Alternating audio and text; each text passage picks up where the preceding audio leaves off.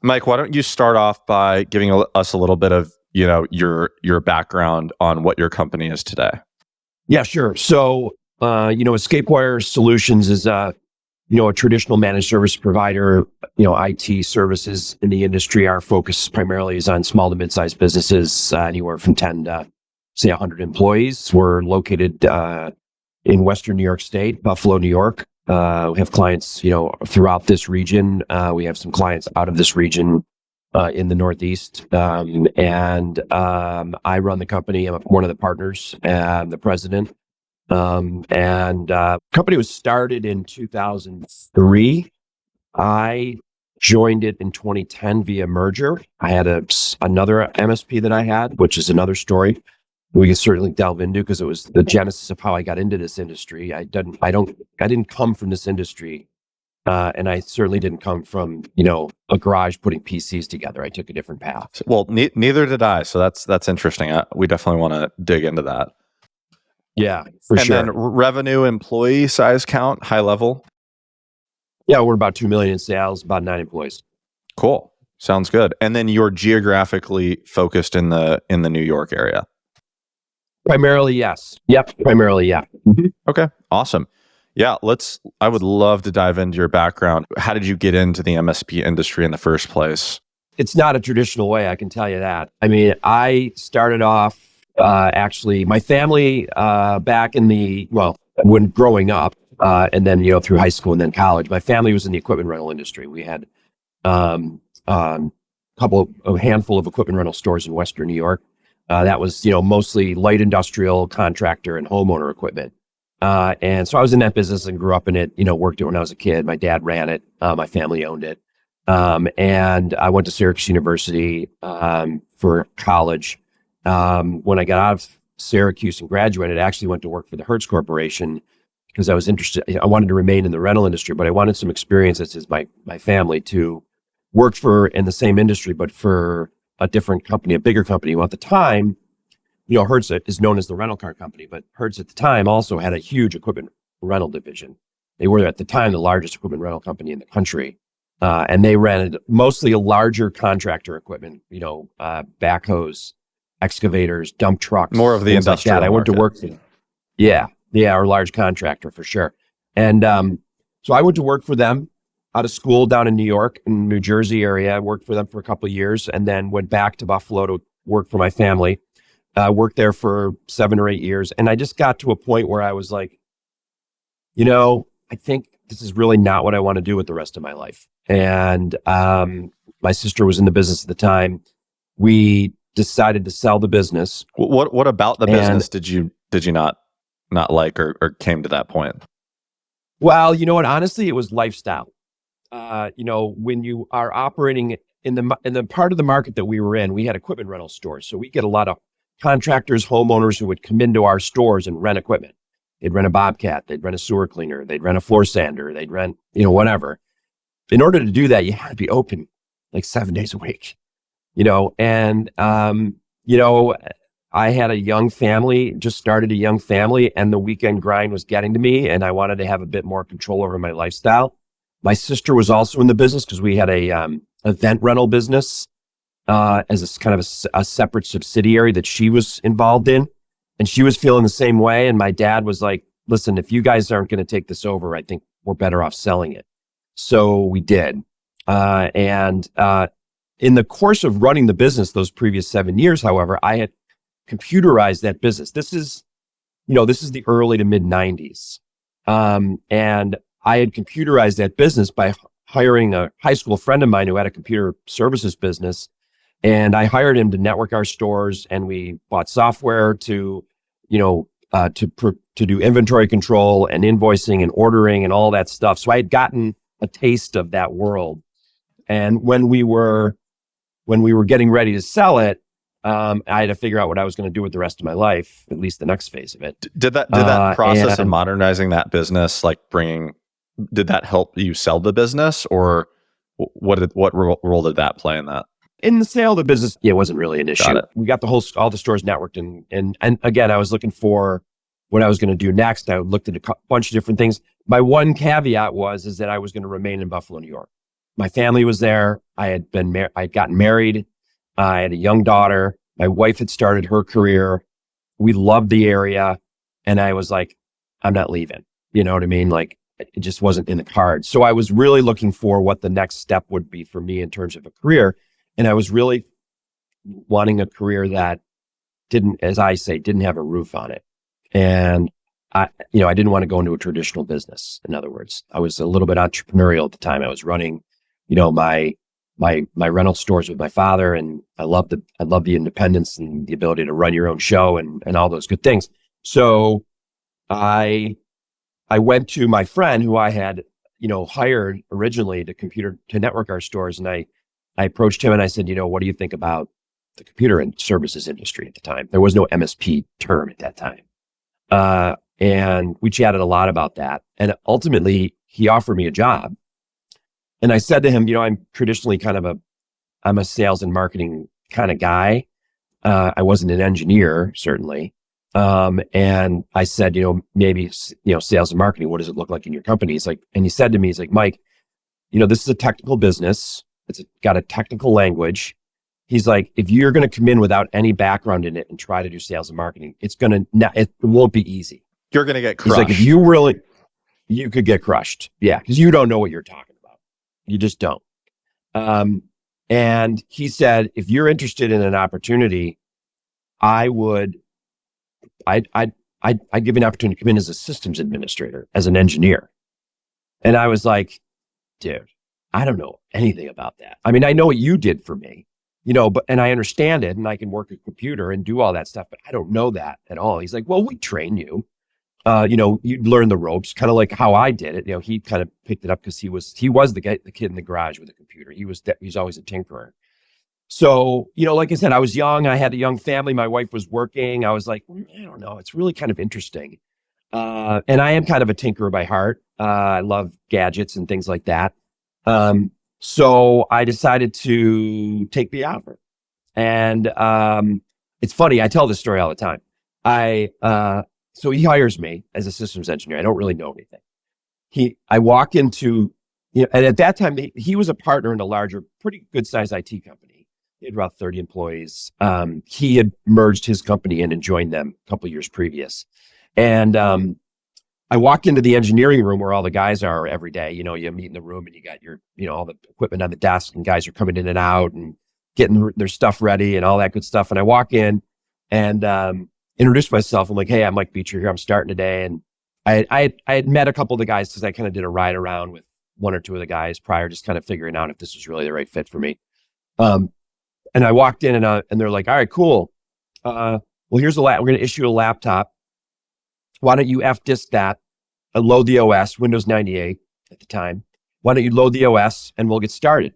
And I looked at the guy and I said, I have no idea what you're talking about. And he's like, what do you mean?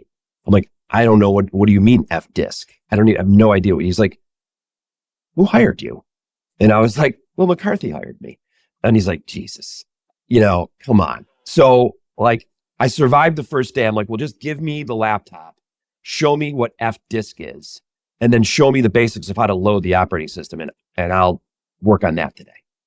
So I just kind of I rolled my sleeves up. I just got into it, and I learned from those guys, and I would study and tinker every day and night. Like I would come home and just open up my laptop and just trying to figure it out.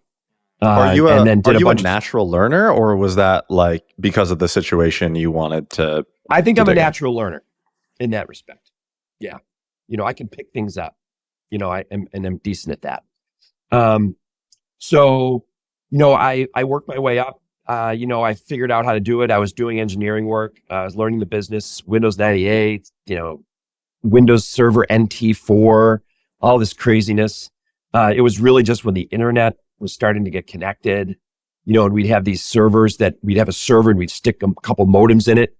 And then you'd get your internet, and then you use the phone modem, analog phone modems to get your internet gateway, so you could get actually internet, and that started to take off, and email servers and all that stuff back then. It was crazy. Comparative to what it is today, it was crazy. So I worked there for 5 years, but I just kind of, so I worked as an engineer for, I think, 2.5 years. And I'd be out with clients, assigned to a client, and I'd just be talking to them and be like, what do you do? What are you doing with this, this thing that I'm working for you? Like, tell me about how you're using technology and what other things. And I was always looking for ways to be better at it. And it got to a point where I was just like recommending to clients, I'm like, you should do this. If we did this, we could get you to here. We could do this for you. And if you thought about this, it was just kind of and I would go back and be like, I'd go tell the sales guys, I'm like, I want you to call this company, because I was just talking to them and they're ready to do an upgrade on these two things. And I also talked them into this thing, and go call them. And those sales guys would roll out and they would go call the customer. We'd close deals, Sounds like the beginning of a sales engineer. Yeah, more so like that. Very much like that. The other partners in the company, my friend was the technical guy. The other partners were kind of the sales guys. They came to me and they're like, Beecher, why don't you consider switching over to sales? And I was like, because in those days, their sales model was you get a draw, you got to earn your commissions. I had a young family. I was relying on my salary as an engineer. I was like, They're like, dude, don't worry about it. We'll get you there, but we really think you could sell. And I was like, yeah, all right. And it made me think back on my original conversation with my partner, which was, I'm kind of a sales and marketing kind of guy by nature. So I did. So I made the jump. I left the engineering group. I went over to the sales group, moved across the office, got my cubicle, my laptop and my desk, and just started selling. And I think I got, like, in a year, maybe year and a half, I think it was like the number 2 guy, and there was like 6 guys. So, I had some success there. And, but I also realized, I'm like, this company, like, I don't know, it's a small company relatively. And I didn't think that it had a lot of opportunity beyond where I was. My partner at the time also was getting a little disillusioned with his partner and that company as well. So either one way or another, we decided to leave. We started our own company. We had a bit of a fight to get out, more so him than me, but we had a bit of a fight. We got out, and it was just him and I. And at that point, my concern about my salary was 0, because I just didn't have a salary. There was no salary. We didn't have an office. We tried to take a couple clients with us. A couple went, a couple didn't. That's what started the fight. And we would operate out of he's not my partner today, but we're friends. But we would operate out of his house and his kitchen table. So we bought laptops, and we had a couple things, we did have a couple clients. And then we just go to work every morning. Hi, I'm Ben Tigelaar, the host of MSP Owner Podcast and the CEO of DataTel, an IT managed service provider with 35 employees. The mission of this podcast is simple: to have authentic conversations with IT owners about their journey, how it started, the challenges they faced, and where they're going next. Every episode, I personally walk away with a new actionable item to strengthen my own business. But a quick word about my company, DataTel. We are actively acquiring MSPs who align with our service and culture. So if your company is generating between $1 and $10 million of revenue, I want to talk to you. But wait, you're probably thinking, why me and why DataTel? First is, I get you. I understand the challenges MSP owners face, being one myself, feeling overworked, overwhelmed, constantly being on call, struggling to bring in new business. I have the solutions and people in place to address these pain points. Second is culture. We run our business on EOS, Entrepreneurial Operating System, which has been transformative for our employees and clients alike. I believe that building a great company comes down to finding and retaining great people who are in the right seats. Everything else is noise. If any of this resonates, it probably means we're a fit and we should be having a conversation. Until then, let's get back to the show. How did you get the confidence to go out on your own? Like, what did you? I don't think it was confidence. I think it was just stupid. Just pure. I didn't know brashness. any better. Yeah, naivete. Yeah, just brash. Because my goal, Ben, was to get to a point where I was back running my own business. and getting myself being an entrepreneur or owning my own show. I mean, I had a taste of that early, and I wanted to get back to it. So my goal was by hook or crook, I was going to get there one way or another, and nothing was going to stop me. And your partner's name was what? Mike. With your partner, did you guys come up with like an initial vision? And this was what year was this? This was like 2010, you said? No, God, no, Way no. earlier. This is not my current partner. This was 97. Got it. Okay. So we're still early in the game. So what was the initial founding vision for that? You were like disillusioned with your own work and wanted more autonomy, more authority. Yeah, we wanted our own company. We wanted the independence. You know, he didn't like his partners, and I didn't like working for him anymore. I mean, not them personally. I just didn't like working for anybody anymore. And then so we're like, let's do this together. And we did. We just jumped off a cliff. I mean, it was literally like hold hands and jump. We'll figure it out as we go. We had a couple credit cards, and we had a kitchen table and a couple laptops, and that's what we did. And for people who are newer to the industry like me, I didn't, I was like 7 years old at that time. What did the IT industry look like in 97? You know, honestly, I mean, it wasn't tremendously different than it is today. I mean, it is because the technology has certainly evolved, but the concepts, the basic of it is the same. You know, I mean, we were charging hourly then. We don't charge that way now. We charge monthly fees. The technology wasn't evolved, but the concepts were the same. There's users, there's devices, and there's internet, and away you go. And all those things have evolved considerably, obviously, but the concepts are the same. Company comes to us. They have computer systems that they need to run. They don't want to do it themselves. They outsource it to us. We run it. You know, and we use whatever technologies are current and available at the time to do it as best as we can. And that is the way we do it. It's no different really than what we do today. You know, the concept is the same.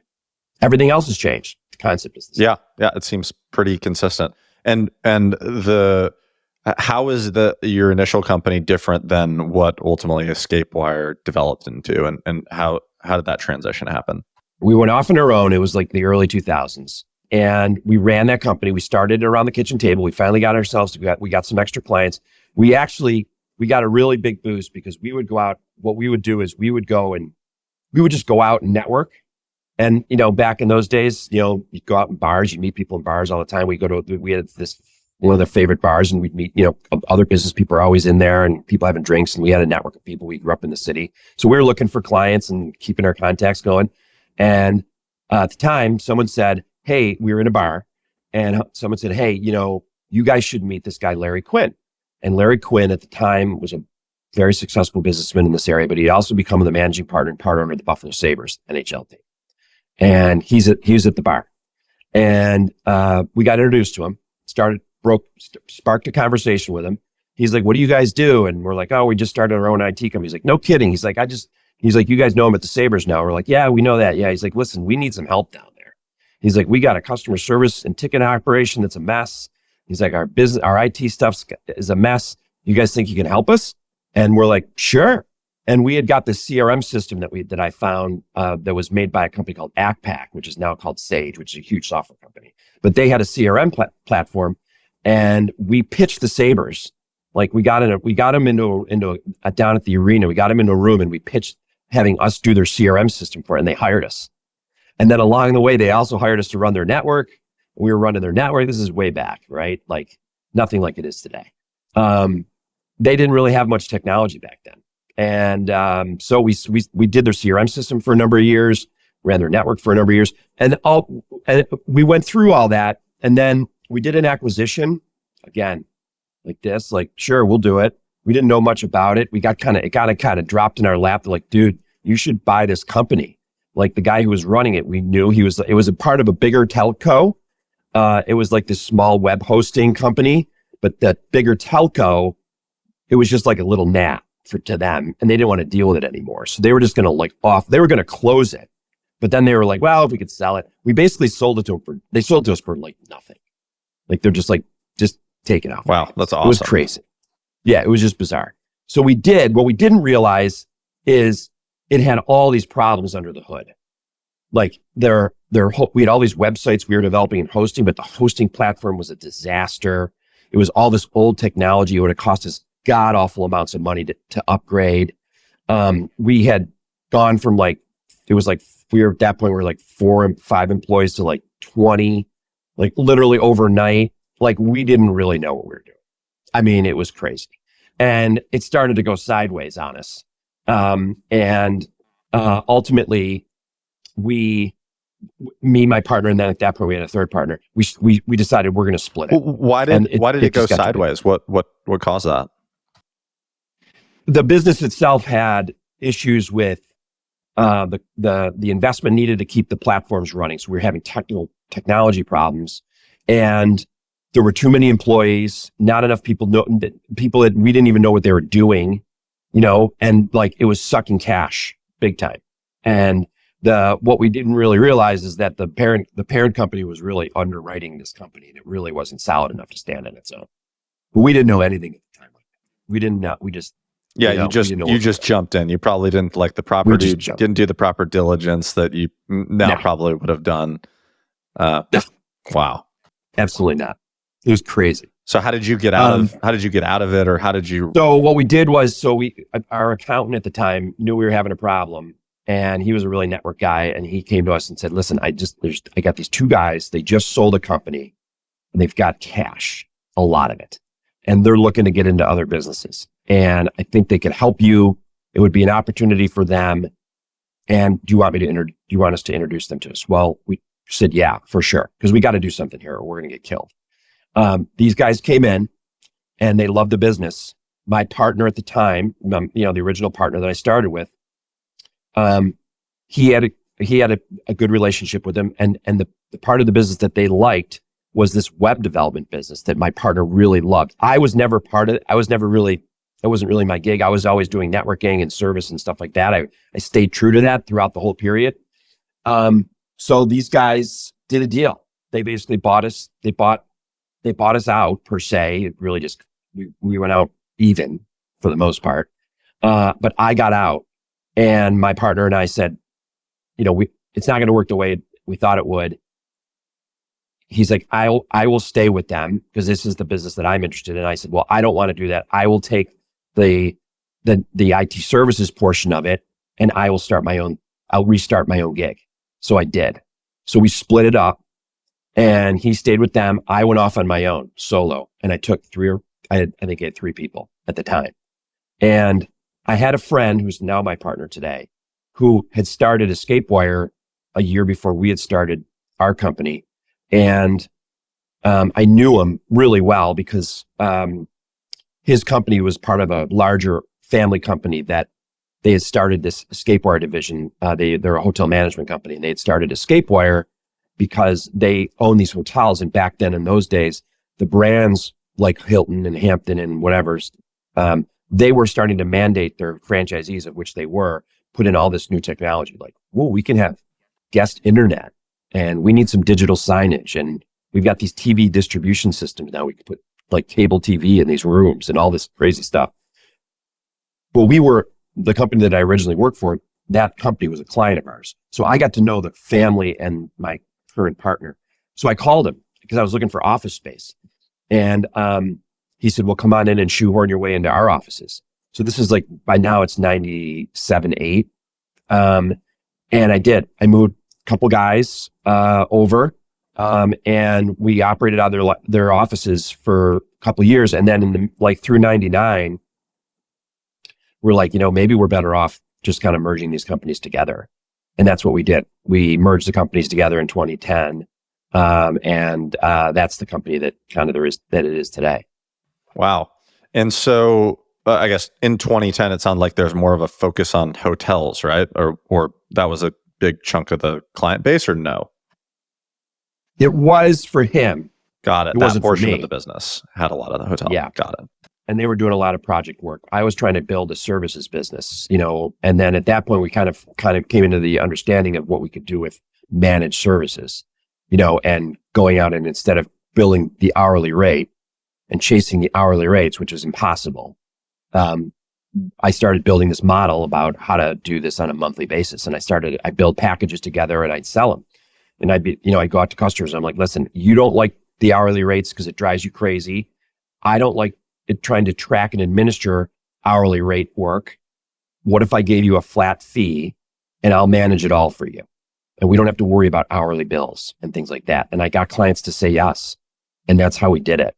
And we just kind of built on it and built on it and built on it, and continue to do it. Yeah, recurring revenue is the golden goose, right? It's something you can build over time. It's something you can grow, you can nurture.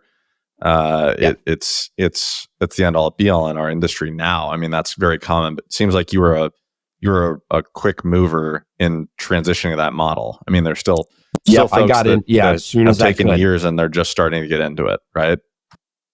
Correct. Yeah, I mean, it probably close to 70% of our revenue now is recurring on a monthly basis. Did you read a book? How did you transition to the recurring model? Like, what was the a lot of it was just like I would, and I still today do, but not maybe as much, but I would try to get out and do industry conferences. And so I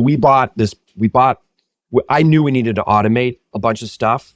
And I don't remember how at the time, but we purchased ConnectWise PSA. And then I started going to the ConnectWise shows, the IT Nation shows. And I would come back from there and my whole brain would be filled up with stuff. I'm like, we got to do this, we got to do this, we got to do this. And I got so many good ideas. And then I joined a peer group. I did True Methods for a number of years, and that was all about that flat fee recurring model. So I was getting that information. I was tracking the industry and listening and watching, and I was seeing where the trends were, and people started talking about it more and more. And this is the way we're going to go. And people were like, well, that was the days of the VAR. A VAR was a big deal, like a value-added reseller, and everybody was a VAR. And then the MSP kind of terminology started to creep into the lexicon, and you could see what that meant. That's kind of how we did it. Wow. And the peer group, I've been impacted massively by joining peer groups in my industry, just generally entrepreneurs. You went into True Methods, which is a MSP specific, I would say, knowledge group. But can you tell me a little bit about that format and why you chose that and why you liked it? I was at an IT Nation ConnectWise show, an early show, which before they got huge. They started out pretty small, and one of the stages, they'd line up, a bunch of speakers. They do a lot of workshops, a lot of different topics. I would go religiously. And one of the speakers was a guy by the name of Gary Pica, who was the founder of True Methods. And Gary had successfully built an MSP in the Philadelphia area, and he sold it. And he started this thing called True Methods, which his whole point was to teach other companies how he did it. And, he came out with this whole program called True Methods, and I got into that early with him. We were just trying to figure out how to navigate this world and how to be successful at it. We were in True Methods for a number of years. And that's kind of how we live it. I mean, the peer group, I'm not in one now, but I'm kind of took a break from it, but I'm kind of thinking maybe we're going to go back to one again. There's so many now. But I learned so much from Gary's group, because then when you joined it, you'd get put into a group within the group. So you'd have like 6 or 7 other MSPs of your similar size and profile, and you'd just learn a ton. We're trading information all the time. How do you do this? We weren't competitors. That was the whole thing. Like, you weren't competitors. You were geographically dispersed. But had the same profile. So people were very open about sharing their info. That is the thing that I love about this industry, is that it is so fragmented. There are so many owners, so many small shops that are doing multiple millions of dollars of revenue a year, right? Pretty decent sized companies, but it's a tiny, tiny, tiny, tiny fraction of the even within your own local markets. There's not as much competition as like you initially perceive. And so I've really enjoyed that about the industry generally. Yeah, I think it's kind of what we're thinking now. Like it's also an opportunity because, private equity is in this business, right?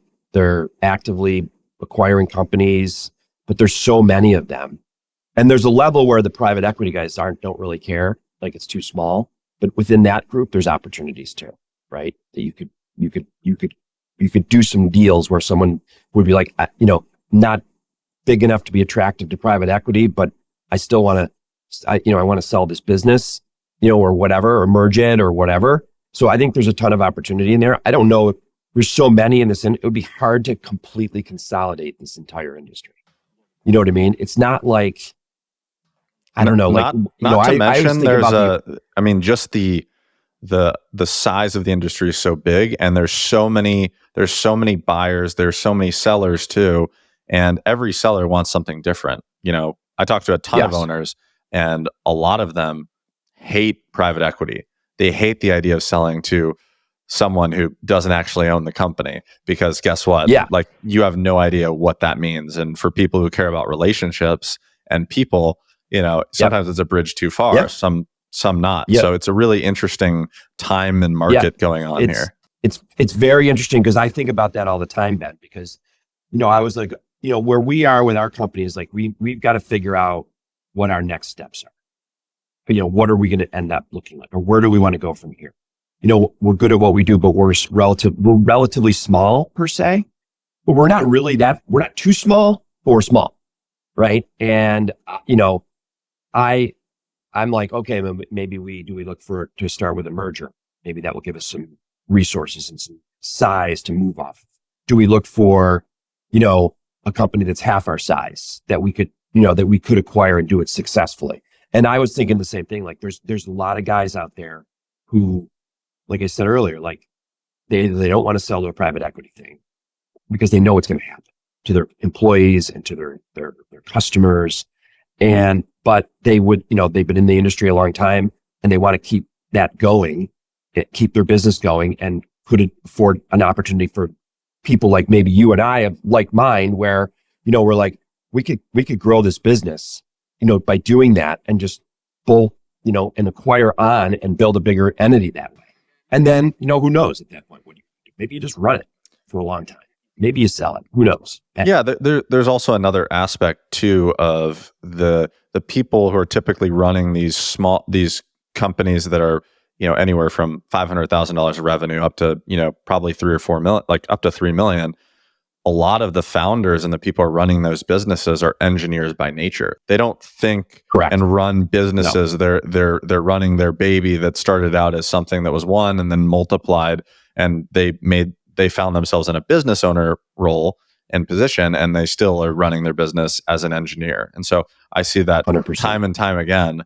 And you 100%. Can walk in, and it is the telltale signs of excellent technology stack, excellent operations and processes, but maybe they're not making any money. Forgot about that. Yep, for sure. So are you interested in going down you've made some acquisitions in the past. Is that going to be like a core focus as your growth over the next couple of years, is trying to find, partnerships or, acquisitions? 100%. What do those look like? That's the question, right? That is the question. What does that look like? We have I know a lot of people in the industry, people that I've known from peer groups and things like that. I had lunch with a friendly competitor 2 weeks ago, local competitor, bigger than us. We had lunch a year ago. We were just talking about, they said, I'm like, what is your guys' exit plan? And this, it goes back to like what you said about this industry. Like, you can talk, people will talk, like these guys are my competitors locally, but I also happen to know one of the partners really well. And, I said, let's have lunch. And I'm like, what is your plan? Like, have you guys thought about it? And they're like, we haven't really thought about it. Maybe we would sell it to our employees, and then, he looked at me, he's like, maybe we should just merge together. Maybe we should merge our guys together. I'm like, that's not a bad idea. Maybe we could do it that way. I don't know. That's what we're trying to figure out, Ben, honestly. So what do you see as the, say you get bigger, you acquire, what are the things that solves in your mind from like a business operational standpoint? Like why? Like why get bigger?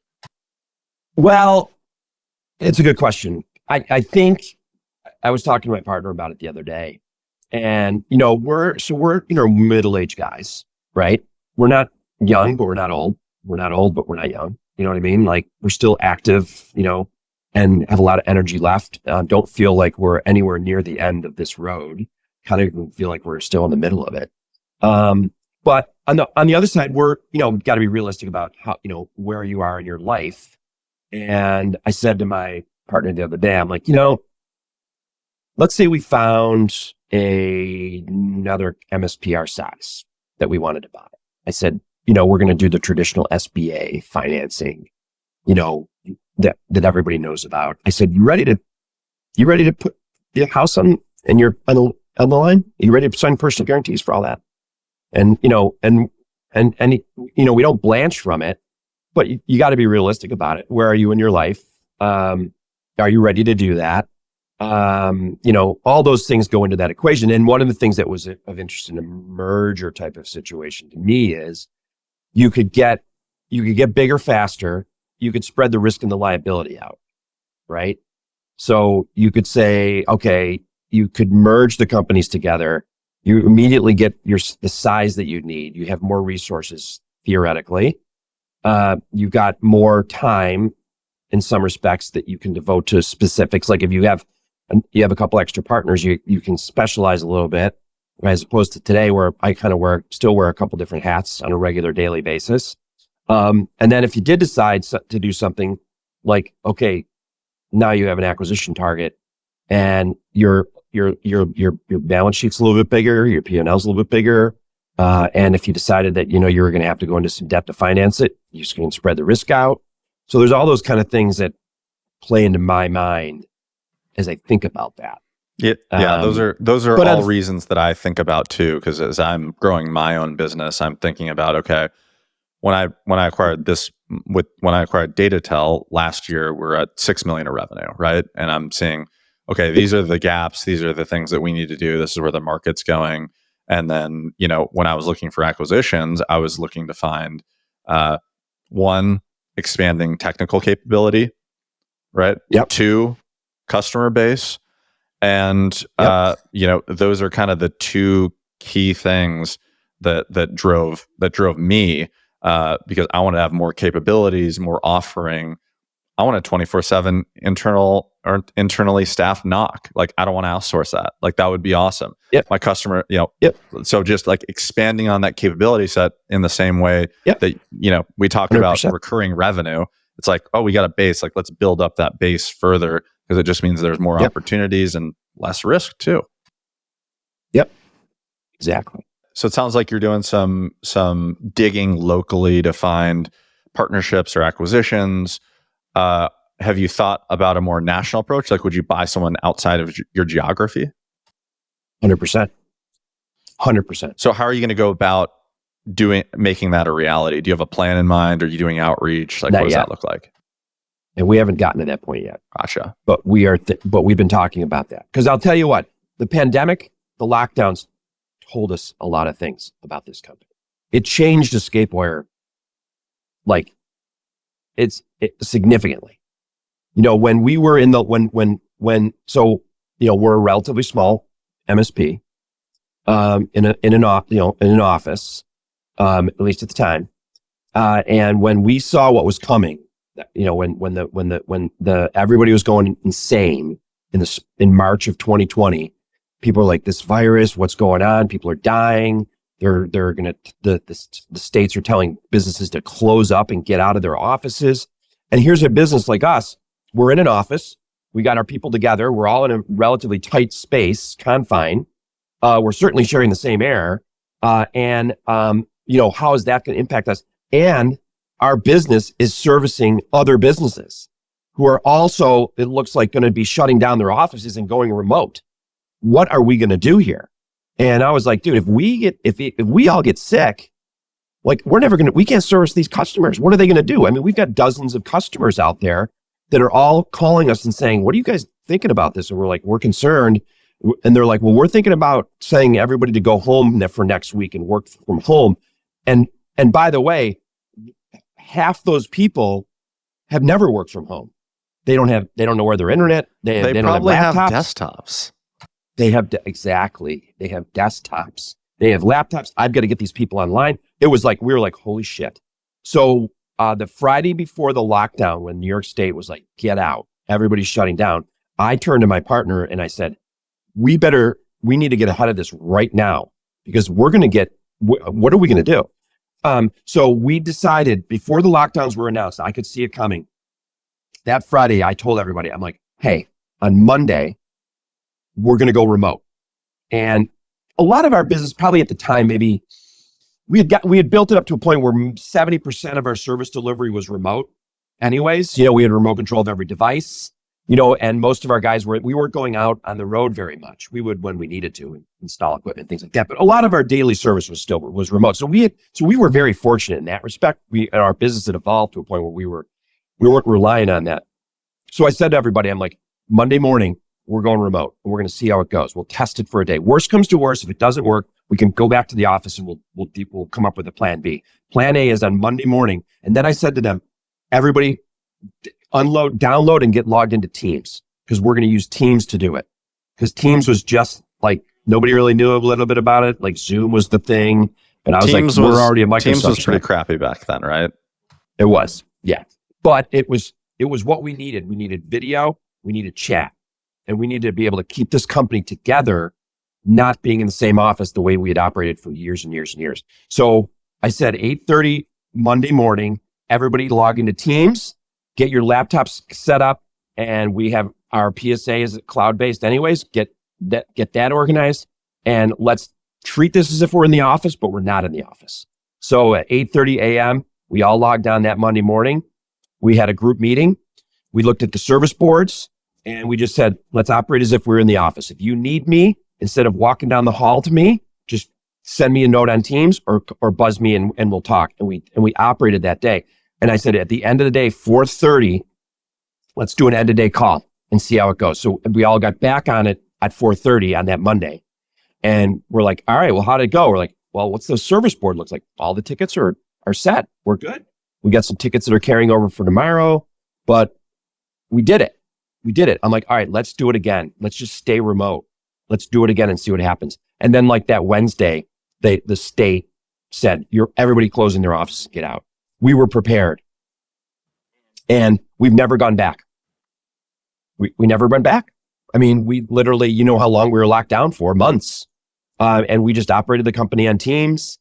We couldn't go to anybody's offices anyways. And we were trying to buy laptops for people, as you probably remember. You couldn't get a laptop in the United States to save your life, right? Like the entire supply chain was just emptied. So I was like, people were like, Mike, we need 6 laptops. Customers would be calling us like, they need 4 laptops. They need 10 laptops. They were taking their PCs home. It was crazy. So I was like, I got to find a refurbished network here. We never bought refurbished equipment. It was always brand new. I found all these crazy suppliers. I was buying these HP laptops that were like 3 and 4 years old. I'd call clients. I'm like, listen, I got 6 laptops. First come, first serve, because otherwise someone else wants them. Like, I'll take them. So I would be buying these laptops from these guys in Chicago, down in Texas, anything I could get my hands on. And we were buying all these refurbished laptops, repurposing them, getting them shipped out to clients. And we got every one of our clients remote. It was crazy. It was hairy as hell. Wow. What changed? But we never went back. What changed about your company culture? Like, I assume that there was some sort of impact, right? Or can you run your business remote as good as you can in office? Do you think better, worse, the same? Same. Yeah, I think we can. I mean, I think we've done it. I mean, our culture, one of the great things about this company, I think, is our culture. This is a very collegial operation. It's a team, and nobody's afraid to do anything here. And I'm the first person, along with my partner, to roll up their sleeves and go out into the field and get it. If one of the guys needs a hand, they know they can call me at any time, and they trust me, and I trust them. And it's one hand washes the other around here. So we've been able to keep that, even though we're primarily remote. We still have the same office. I'm in it today. And it's funny, I'm starting to go back to it more after all these years. Funny. Because it's a little quieter, and it's whatever. I needed a change of scenery. Look at the technology industry. This is just cycles. On-premise cloud, in office remote, in office remote. Totally. Like this is just human nature, Totally. right?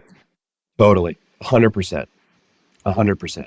So my guys, our team, they come in and out of this office. A couple of them are here today. Sometimes I'll have a meeting with them on Teams. Sometimes they're like, hey, I'm going to be in the office. Can we meet? Sure. We'll sit down and meet. I've got a transition going on. I got one service systems engineer who's taken another opportunity. I got 2 guys I'm promoting. I met with one today via Teams. The other guy was in the office. I'm like, let's get together Monday. So we've been able to keep this company just as good as it was before, even though we're primarily remote. We still need some kind of physical presence because we still have to receive equipment.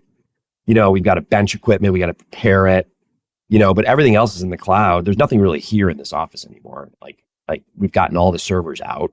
The only thing really here is our internet connection.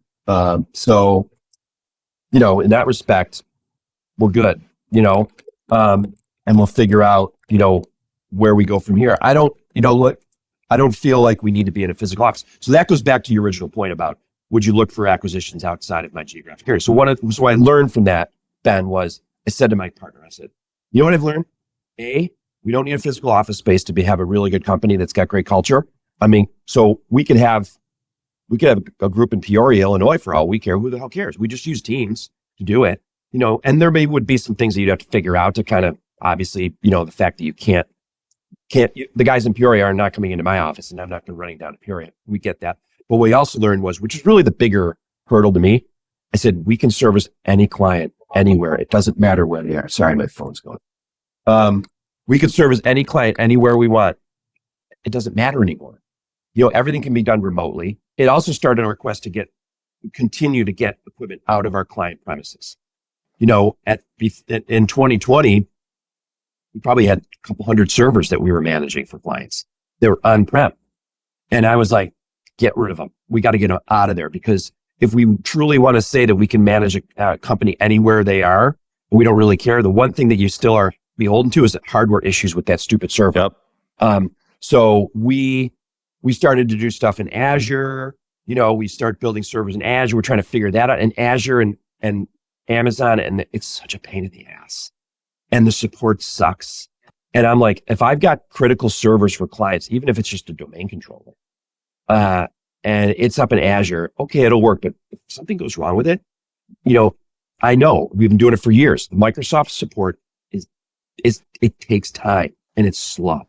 And I just said, I couldn't live with it anymore. So I found a private cloud provider that basically would provide me all the virtual servers that I wanted, up in their private data center. And they're a good size, and their customer service their TAC is like, you call them and you're in it in 2 minutes. You got a problem with a server, 2 minutes. And they got a level 2 engineer on that server dealing with that problem. I can build VPN connections to them till I'm blue in the face. I can do all this stuff, and I don't have to deal with Azure and AWS and all like that. So we've been removing servers from clients for the past couple of years. And we continue to do that. We've got it's not the bulk of them yet, but it's close, where there's no servers in our client offices. The only thing there is a firewall and a switch. Yeah, there's just a massive cloud transformation going on. And it has been going on for years. And it will still go on for many years, right? Will still go on. Absolutely. It really started for us when, we had so many Microsoft Exchange servers on premise at client locations, like late 2000s, 2010, 11, 12, up through there.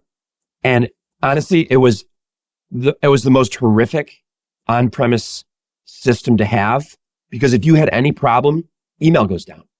And then you want to talk about a 9/11 alarm going off when your clients are calling you like, the email's down.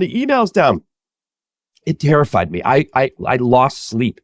I mean, it really drove me into we invested a lot of money into our backup and disaster recovery platforms, because I was like, dude, if I lose that Exchange server, I have to be able to recover it in no time. So I went through that's a separate discussion of my journey through the backup and disaster recovery platform, starting in 08, 07 up through the 2000s. And eventually, getting to a point where I felt like I had a company that I could rely on, and that actually saved our bacon a number of times. And then it became crypto locker, right? Like people getting crypto locked. I was like, our backup platforms have to be like bulletproof, absolutely bulletproof. And it had saved our bacon so many times. But either way, trying to get those Exchange servers out. And then when Office 365 started to gain some traction, and then they kind of built it to a point where it was actually really reliable, and you could actually do a migration off an on-premise Exchange server, I was like, get these things out of here now. And we migrated so many Exchange servers to Office 365. But our last one was only like 4 or 5 years ago. Like people still had them. And, I just got to a point where I told clients, I'm like, if you don't, you are not, it's not negotiable anymore. You are migrating that Exchange server out of this premise, and we're getting it in Office 365. So, wow, crazy. On the sales front, I'm curious how you think about this, because sales is known as one of the hardest parts of this industry because of the nature of the relationship with the client, right? And how sticky it is. How do you think about that? Because you're running sales for the company, I assume, and you probably don't have you have any salespeople at your team? Nope. So yeah, you're running it. So how do you think about growing?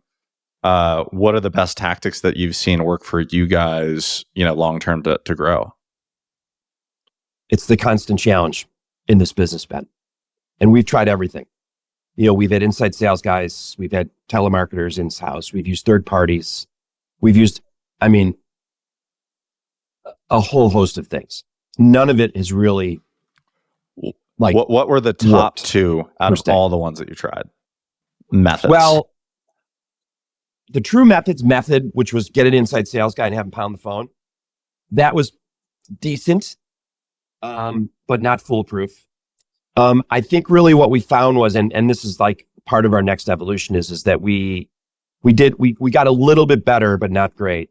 But we got a little bit better with online marketing, like email, getting a good list, constantly sending them emails. Because as I said to my partner, I'm like, our last 3 good customers have come from email referrals. Like I remember one in particular. We have a really nice law firm as a client, and I said, "How did you find us?" And they're like, "Oh, we get your emails, and we finally just called you because we had a need."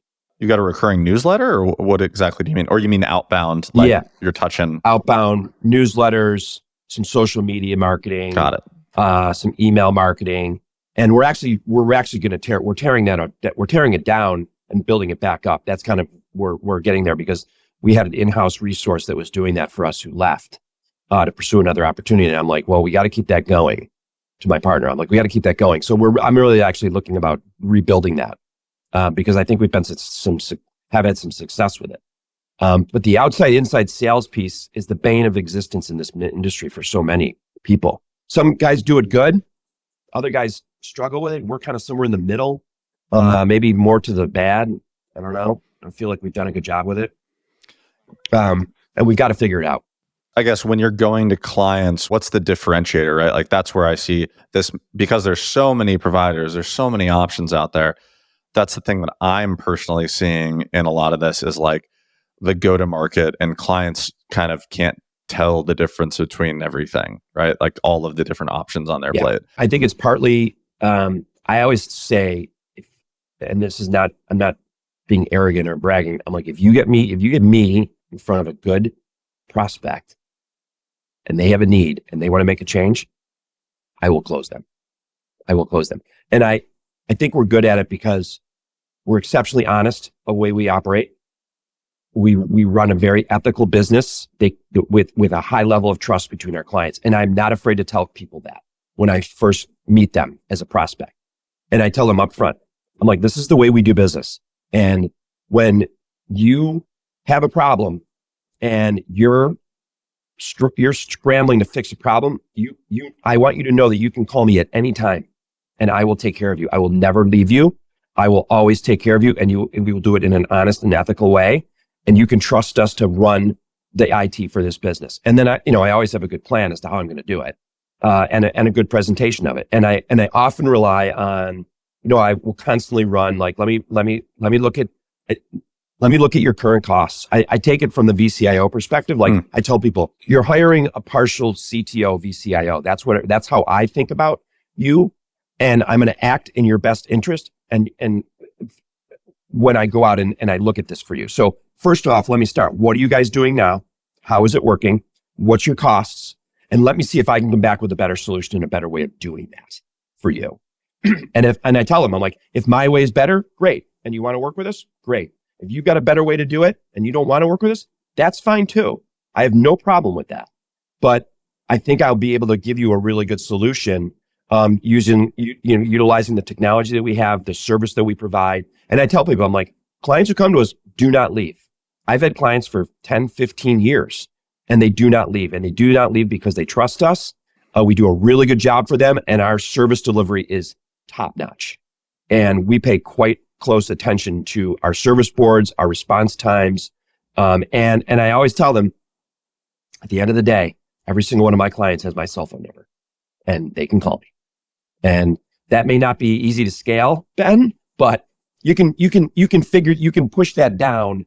If you had a bigger organization, maybe it's not you only giving out your cell phone number, but maybe it's your 2 VCIOs or account managers, and you tell them you will give your cell phone number to that person and you will be beholden to them because they're the ones who pay the bills. Those are the things that, that you'd have to do as you get bigger to figure out how to continue to push that culture into your staff so that they can develop that relationship with the client. Because like I said, like when we get a client, they don't leave because we do a really good job for them. We're proud of how do you handle that always on mentality that you just described, which is like, hey, client, I'm always going to be there for you all the time. Here's my personal cell phone. Like at some point that probably breaks or is bad, right? Or like, how do you? Well, but realistically, what really happens, Ben, is that I don't get a lot of calls. I don't. And the reason why is because we built a really good organization here that's really good at what it does. And I don't get a lot of calls because we run it right. So if we're running it right, if our service delivery is really good, if our network administrators are doing a good job, if our project guys are getting project work done, we as owners are tracking it and on top of it every day, I don't get a lot of calls. Makes sense. Yeah. If you've got a good team to make sure clients are taken care of, you're not going to have a lot of those emergencies or escalations at the end of the day, right? Yeah. So like, I'll tell you like that, when I described to you that first day that we went remote and I said 8:30 call, this is 2020, 8:30 call to start the day, 4:30 call to end the day. We have never missed that ever in the almost 5 years now that we've been working as a remote company per se. We've never, ever, ever missed those 2 calls. And when we get on that call in the morning, the first thing we do is, our operations coordinator calls out the board, and the board is life for us because the board tells us how busy we are, how much demand we're experiencing, what are the acute problems, and we're delivering that service religiously. And I'm always on that call. One of my partners is always on that call. And we call it out. How many tickets are on the board? How many tickets came in overnight? That's from the morning call. And who's on the road that day? Is there anybody going on site? Where are resources? What's going on? And then the end of the day is how many tickets are left on the board? How many came in? How many closed that day? 1 day close? How many closed? And what do we have going into the overnight? Are there any issues or emergencies that have to be dealt with? And then we close the day out and we're off and doing our own thing. And then, so that's the service delivery stuff. But then there's our project work, our network administration work. That's the, kind of the behind the scenes work. And we track those. We just put in a brand new project management platform that I love. We're able to enable track all of our projects, every single task within each project, who's assigned to it, what's the status of it, all that stuff. Again, so that I don't have to answer 42 phone calls a day from clients who are upset or pissed or blah, blah, blah. I just don't get a lot. That's a sign of a good business, right? More often for me, it's actually me calling them and saying, hey, let's set up a quarterly meeting. You and I have a meeting because I have a list of things that I have for you on your roadmap that I want to start talking about in terms of what we're doing for the rest of this year. And next year, I build them a 3-year budget. I got a great application that allows me to build a roadmap for them. So oftentimes it's me being proactive. And by me being proactive and our network administration guy who's also always looking out for problems within the networks. We tamp problems down and are also thinking way out. Like I'm thinking a year out, 2 years out, like, okay, what's the age of that equipment that you've got on premise, the firewall, the server? Let's get ahead of the facts so that when that thing goes end of life or expires, that we've already replaced it 6 months before or 3 months before so that it doesn't cause an emergency, right? And oftentimes I'll get, things like, hey, Mike, we got a new software application that we need to deploy in the plant. We're going to need to have, a virtual machine to run it. And we're going to have to cable out to this, these devices that we've got in the plant. And I'll be working on that with them through the course of the life cycle of that project. And then I'll bring the project guys in to deploy it after I quote them. And it just makes everything flow really smooth. So that I can just stay, focused on, client account management, VCIO stuff. So I can make sure clients are happy because as you know, it's hard to get a client in this business. Once you get them, if you do it right, they'll stay with you forever and they won't leave. But if you do it wrong, they will leave. And the cost of replacing that client is huge. And you don't want to lose one. So be focused on that. What's as you think about where you want to take EscapeWire over the next few years, what do you want EscapeWire to look like, 3 years from now? Can you paint that picture? I want it to be bigger than it is today. Let's put it that way. Double, triple, maybe. I want it to be, one of the big things for me is one of the reasons why I want it bigger, Ben, is I want to give more opportunity to the people that work for us. I want more opportunity for everybody, certainly for me, of course, but I want it for my people. Like we've worked really hard to grow really good people in this company.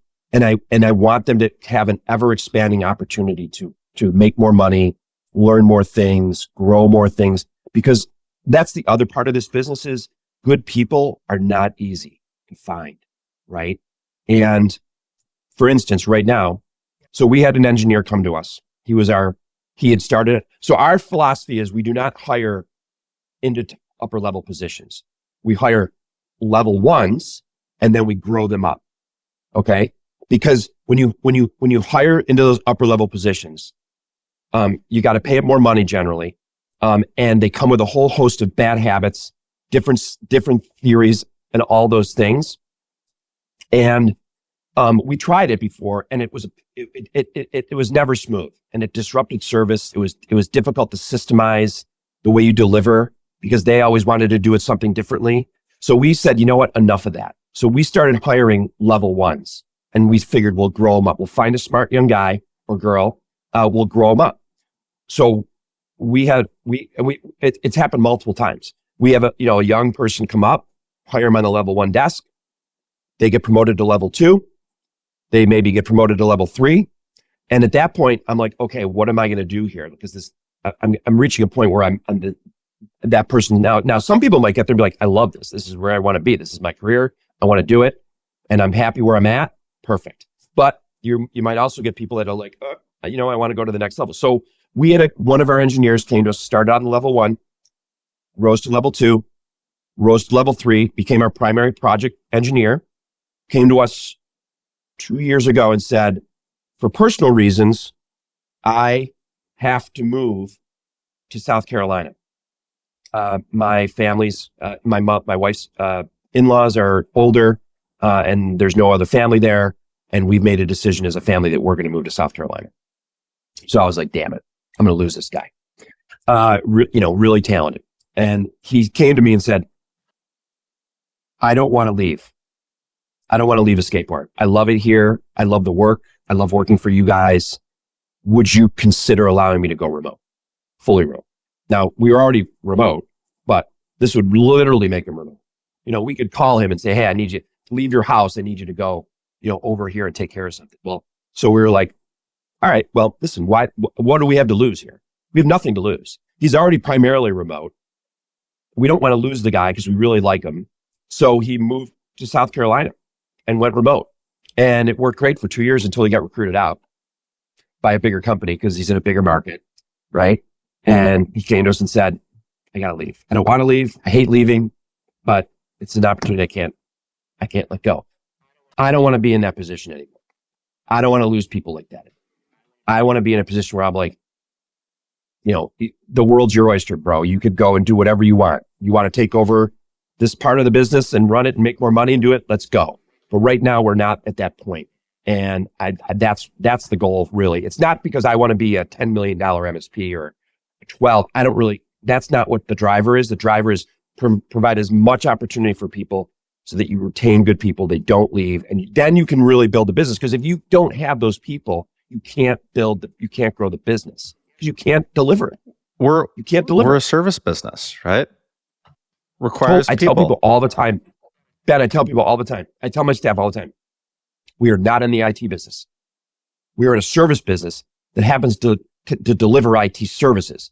We are not in the IT business. We're in the service business. And the service to the client is the only thing that you should be concerned about and the only thing that I care about. Years ago, we put CSAT buttons on every service ticket. So when every client service ticket, they can hit good, bad, what is it? Good, bad, and great. And when we get a bad, my promise to all our clients is if you get a bad, my guarantee is I will call you within an hour and I will find out what the problem is. And just that little thing and just the mere fact that I personally picked up the phone and called them, like that goes a humongous way with clients in terms of, earning their business, keeping them sticky, because if I get an email, bad rating, and I pick up the phone, first of all, I go to the engineer and be like, what happened? Oh, this, blah, blah, blah. Okay, let me call the client. What happened? Okay. And let me go fix it for you. And I would just go fix it. Whatever had to be done. And clients really, really appreciate that. So where we want to be in the next 3 years, just bigger for sure. How we get there, not for sure about that. Working on it. But ultimately the goal is have the organization big enough where I can meet some personal goals.